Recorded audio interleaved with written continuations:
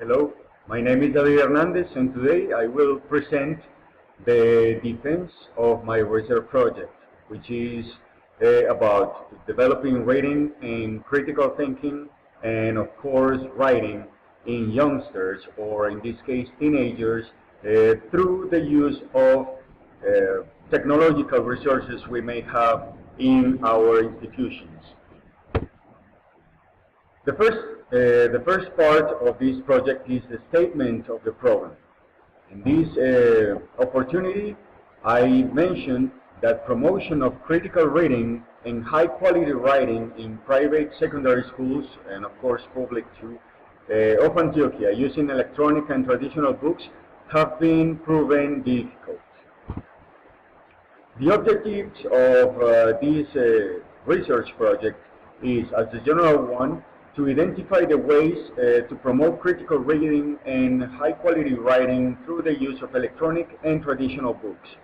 And the specific ones are measuring the impact of electronic books on the reading will of teenage students, identify the improvement achievement by avid readers in terms of critical thinking and construction of solid texts, and find trends in didactics and methodology which foster healthy reading practices. In my opinion, we have as teachers many resources in our institutions. I'm not only talking about electronic devices, cell phones, projectors and other things. I am talking about traditional resources like regular books and our abilities as humans. But we are not using them appropriately, so that's what I am aiming with this research project, how to find a way to promote critical reading and appropriate writing in a way that makes us feel we are doing the right thing without having to spend much money. In the literature overview, I found very strong authors. In the first place is Woolwend. In 2010, he mentions that children have ease to manipulate electronic devices that adults present a lot of difficulties with. And for the show, you can hear all the testimonials around yourself. People say, no, oh my God, look, this kid is only 5. And he's already like manipulating this cell phone better than me, and I had the cell phone like for several years, but this kid just takes it and out of a sudden he knows how to use it, what button is for what action and stuff. Then Shillett, Jean, and Price in 1998, they point the faculty possessed by computers and touch screens to motivate active reading because they offer a great deal of resources. I mean, we are using in this moment a tool that is called Mayon. It's like a huge electronic library that kids can use to comply with certain amount of reading time for the school. And man, if they find a word that they don't know, they can just open a tab, search on the dictionary, or they can even click on the word and the same platform will display the meaning and will give them some examples of the word in other contexts. That's what I mean with the importance of these authors here. They were visionary. They talk about this in 1998. Man, it's like decades after, and we are seeing it. We can see that it is actually true that internet offers a lot of resources that allow the readers to have immediate answers, and that way polish the way they learn and optimize the time they are spending on the reading and writing exercises. And of course, I have another author that is called O'Toole. It's a woman, by the way. In 2015, she proved ebooks actually facilitate at a higher percentage the achievement of vocabulary and comprehension skills development. As the framework of my project, I have this graphic display which represents with the tree the learning process, the education itself, and on the roots we have these main authors. Of course, I consulted a lot more, but these are like the core ones that I think are the best for this project. Woolwind, Schillet, Yin and Price, O'Toole, Moody, and Yost. Moody and Yost stated some stuff that I will present to you later, especially because they found with studies that kids respond better to technology. Yost and Moody found making interviews and making follow-up processes in schools that kids respond better to computers and electronic devices better than what they do with traditional methods. As a research hypothesis, I say critical reading and high-quality writing can be achieved in students through the use of electronic gadgets, which need to be properly used in terms of content and purpose.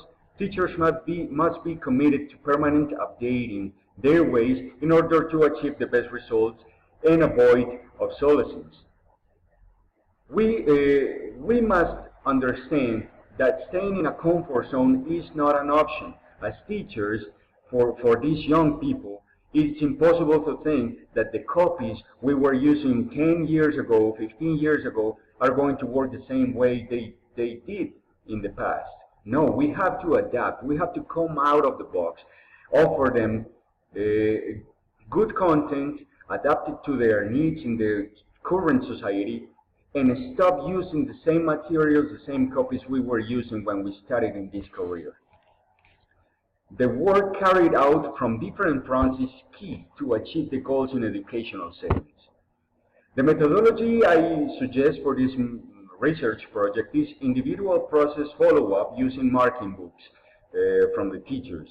The interviews of the population, of course, we are going to identify better how a student is doing in reading and writing if we interview that student and try to find answers on how does this person feel about everything, about the process, about the books they are reading, about the results he is achieving, and if those things are helping him to be more fluent, more proficient in the language.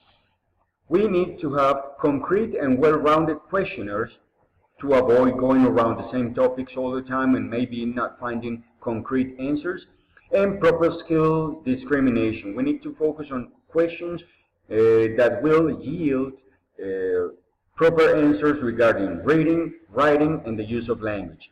And of course, in the end, we are going to see the statistical analysis and description. We have several tools for that. Of course, Excel is going to be like the most common, and the most important part is the descriptive analysis that we are going to use after all the study has happened. We gotta think out of the box.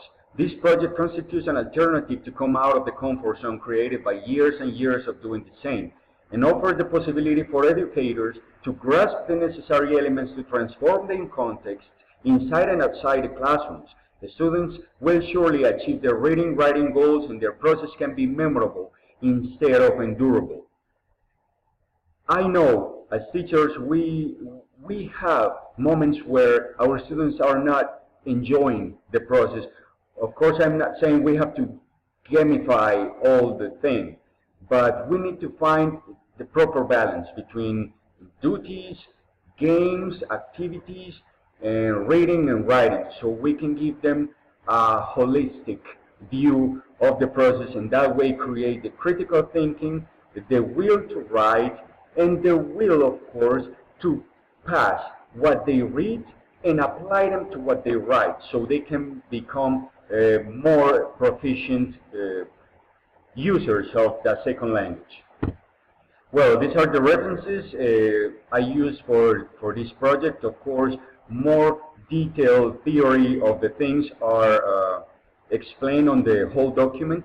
Eightwell in 2004, Bass A, Takex, and Kegel in 2014, and all the other authors using here, of course, Moody in 2010, and Du in 2004, O'Toole 2015, one of the core authors I suggest, Radetzky in 2015, Schillet, Golovinsky, Price, and who are also core authors in 1999. Woolwen 2010, and Yost 2003, with the document called Computer Kids and Crayons, a comparative study of emergent writing behaviors.